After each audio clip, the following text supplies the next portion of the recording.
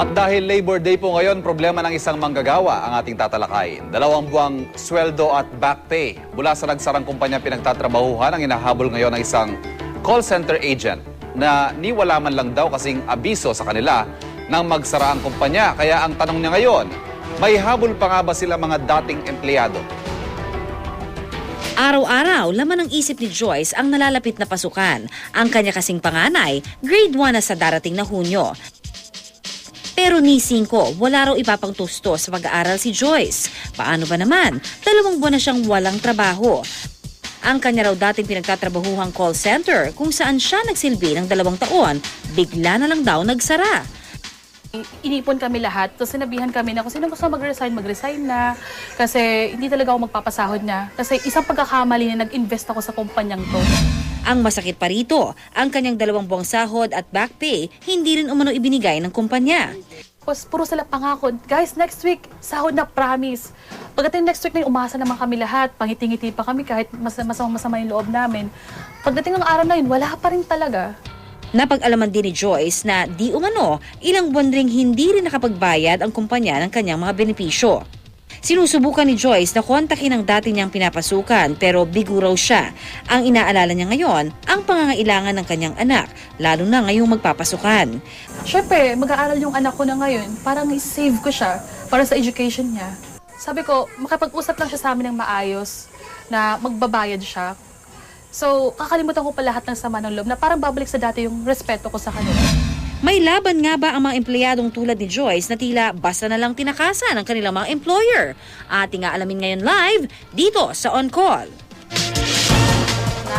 At kaugnay po ng reklamong yan, makakausap natin si Attorney Benjo Benavides mula sa Department of Labor and Employment o DOLE. Attorney, magandang hapon po sa inyo. Magandang hapon, Ivan. Magandang hapon. Yung mga ganyang sitwasyon ho, Attorney, can a company just simply close shop? Gano'n na lang. Walang announcement. Sarado na. Hindi po yun pinapahintulutan ng batas. Totoo po na wala pong batas na nag-uubliga sa kanila na magnegosyo. Totoo po na wala pong batas na nag-uubliga sa kanila na ipagpatuloy ang kanyang negosyo. Anytime po pwede po magsara ang isang kumpanya. Subalit sa pagsasara po ng kumpanya, may mga alituntunin po tayong dapat sundin sa batas. Unang-una po ay kailangan pong magbigay po ng notice sa Department of Labor at sa mga employees 30 days prior to the intended date of closure. And at the same time, dapat po magbigay po ng separation pay aside from the back pay na at mga sweldo po ng mga manggagawa. Having said that, may habol po itong ating on-caller na meron. Malaki po ang ng habol po ng ating tinutulungan pong isang manggagawa. Okay, dun din sa kanyang kasi ang hinahabol niya nga actually wala pang separation pay. Opo. Yung talagang Yung lang back sweldo pay. at back pay Opo. lang, no? She earned it already. Oo. So pag ganito ho ang mga sitwasyon, ano po ang pwede maitulong ng DOLE? Pwede po siyang lumapit po sa DOLE. Ipapatawag po namin yung sinasabi niya pong kumpanya.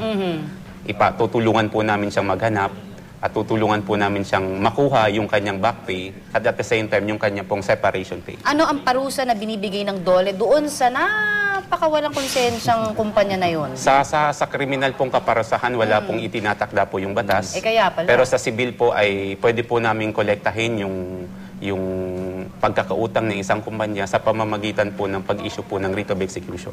So, paano mahahabol pa ba yun? Kung halimbawa, foreign company... Mahahabol po yun. Alam po namin na mga banded po yung mga company po natin. May mga property po sila. May mga property po sila na pwede pong hatakin para po ibayad. So bago ho nakapagbukas siya, nakapag-operate ng negosyo, meron silang bond. Meron po silang yan. mga properties. May mga properties po sila. So, that's good to know. May habol. May habol para. Pero yun ho, kahit halimbawa, hahanapin ho natin, wala na wala nang tao. Wala nang tao sa opisina, wala Paano nang ka nag-declare ng representative. bankruptcy pati? Totoo po yun na wala na po talagang tao sa opisina. Subalit, ang Department of Labor po ay pwede pa pong mahanap ang respondents o yung kumpanya kahit wala po siya sa kanyang opisina. Sir aasahan namin yan. And have we Kasama ni actually done Joyce. that? Oo. Meron na po ba tayong mga Meron na po. Specifically call centers? Not specifically for call centers. Karamihan po dyan, yung mga nagsara po nating mga kumpanya before, during the Mga fly-by-night. global financial crisis. Hindi naman, oo. Siguro, Nagsara po sila. ang pinaka-ma-establish lang siguro natin dito, kung lihitimo, yung mga Opo. kumpletong papeles ito, Yes, opo. bibigay po namin yung pangalan, Hindi muna natin i-announce, partner, para naman fair tayo, no? Alamin muna natin both sides kung ano talaga yung pinagmulan nito. Mas mapapalakas po ba yung kaso kung yung mga kasamahan niya sa trabaho ay Ay, sila-sila? magsasama. O, Opo, maghabol? mas madali po sa part po ng mga employees na mag-file ng kaso kung sila po ay sama-sama. Ayun na yun. Okay. Pero Sana yung nanonood siya, no? Yung dun sa kay Joyce, no? Ano ho ang pwedeng pangunang ano niya, bukod pa pumunta kasi alam niyo sir, pag Apo. mahulang galang Apo. na, daan laki ng pila at saka hindi namin alam paano talaga minsan masalimuot ang dole. Apo. May Saan sila hotline pupunta? number, saan ba sila Meron po, pupunta? May tao ho bang pwedeng puntahan?